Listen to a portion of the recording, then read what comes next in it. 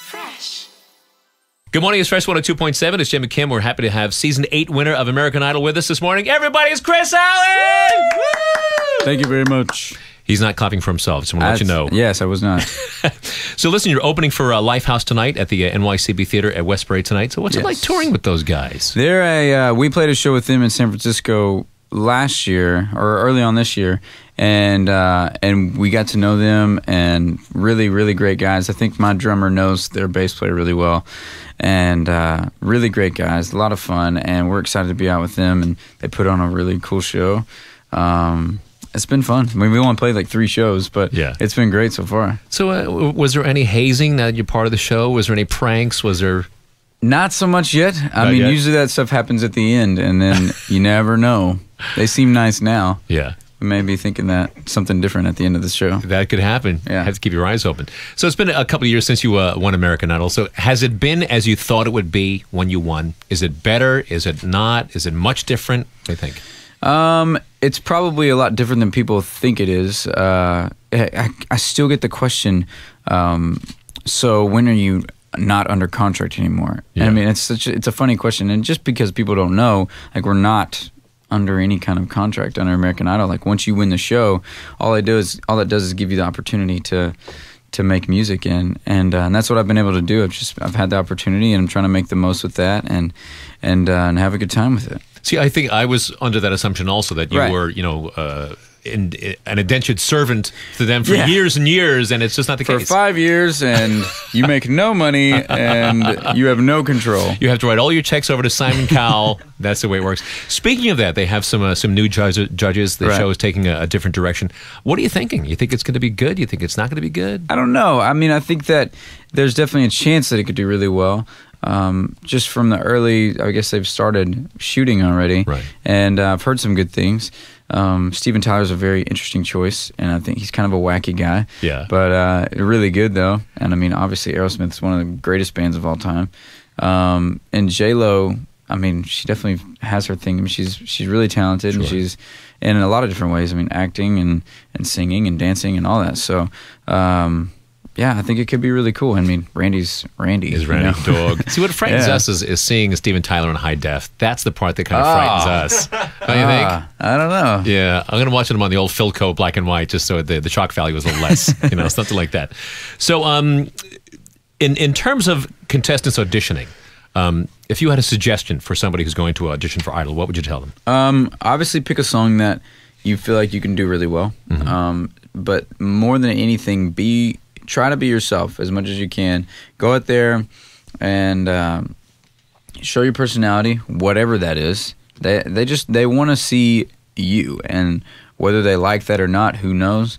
But they want to see like the real whoever you are, and they'll judge you based upon that. Okay, and obviously your singing voice. In your own career, have you been able to do that in terms of be who you want to be in terms of a recording artist, or have you been steered in a certain direction? Yeah, I mean, I feel like the general idea is definitely mine, and I needed some help though. I mean, when I was very new to all this, and I asked for a lot of help on especially right after the show, putting together the first album, and they put me with the right people, and it was pretty exciting to go through that and have a lot of questions answered, and I'm learning more and more. Right. It really is. I mean, it's a business, and there's so much to learn, and over the past 2 years, I feel like I've learned a ton. Yeah, and we were talking before we started that you have met some idols in terms of people that you idolize, such as Stevie Wonder and Smokey Robinson, who's been really great to me. And every time I see him, he always lights up, and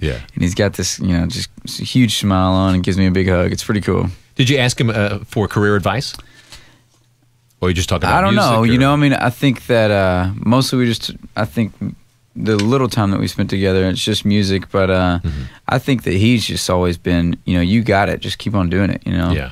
And so that was always pretty cool. Excellent. Well, Kris, while you're here, we were mentioning an article on the air that we read from 1955, okay. And it's about what made a good wife and some of the characteristics of what a good wife were. Okay. So, and I'll give you an example. A wife from 1955 would greet him at the door with a warm smile and show sincerity in your desire to please him. Okay. This is from 1955. All right. All right.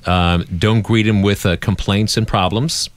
Arrange his pillow and offer to take off his shoes. Speak in a low, soothing, and pleasant voice. Arrange his pillow. So I know that you and Katie have been married for a couple of years now. Yes. So, and I know she's not within earshot because she's sleeping right now. But what characteristics would Kris Allen say make a good wife? For me, someone that is very supportive, someone that you can have a lot of fun with, and someone that you can. I don't know. You can imagine spending the rest of your life with, I would say. Just for me, you know? I mean, Katie's not in the room, man. You can let us have it. Go ahead. I'm just kidding. I'm not looking to get you in trouble. And she is none of those. Just kidding. Well, there's the late Kris Allen, everybody. So listen, one of the things that we wanted to compliment you on is because we're always backing our troops, and I know you were playing for some of the troops in Germany and Netherlands. That must have been an awesome trip. Tell us about it. It really was. We got to go over there, and we were actually, I think at first we were going to go to Afghanistan, but that ended up changing. I don't know what happened, but ended up going to Germany and the Netherlands, and it was pretty cool. You know, I mean, we got to go over there and just sing for them, and they were so appreciative of it. And on one of the days off where we weren't doing a show that day, I got to go to a hospital and talk to some of the guys, and they were injured really bad, but they had some great stories, and some of them were really funny and just in good spirits, and they all wanted to go back out, you know, which is crazy to me. I mean, they're hurt. I mean, some of their legs are gone, and they're like, I want to go back out there. And so it's just a really cool thing, and those guys, they're working so hard, and they care so much about what we do.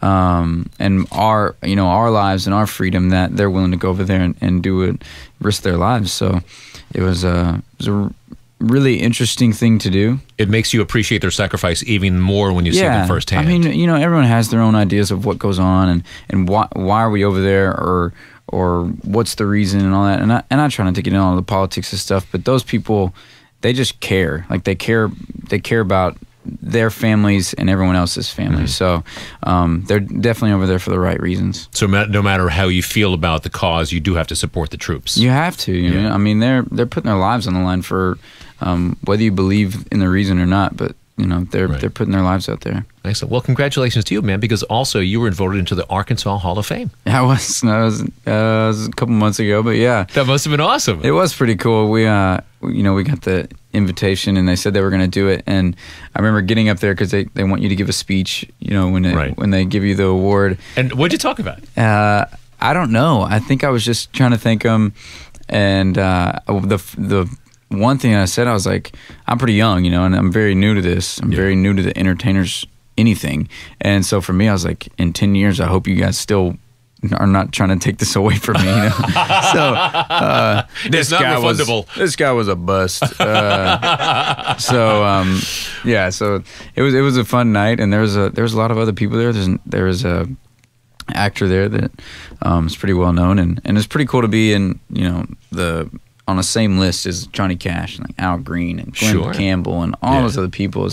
Oh man, I mean, hopefully that's just the beginning of all that stuff, but what a cool thing. Good for you. Well, you deserve it. Everybody's Kris Allen, once again, is going to be with Lifehouse tonight at the NYCB Theater at Westbury. Kris, great seeing you. Continued good luck. Yeah, thanks, man.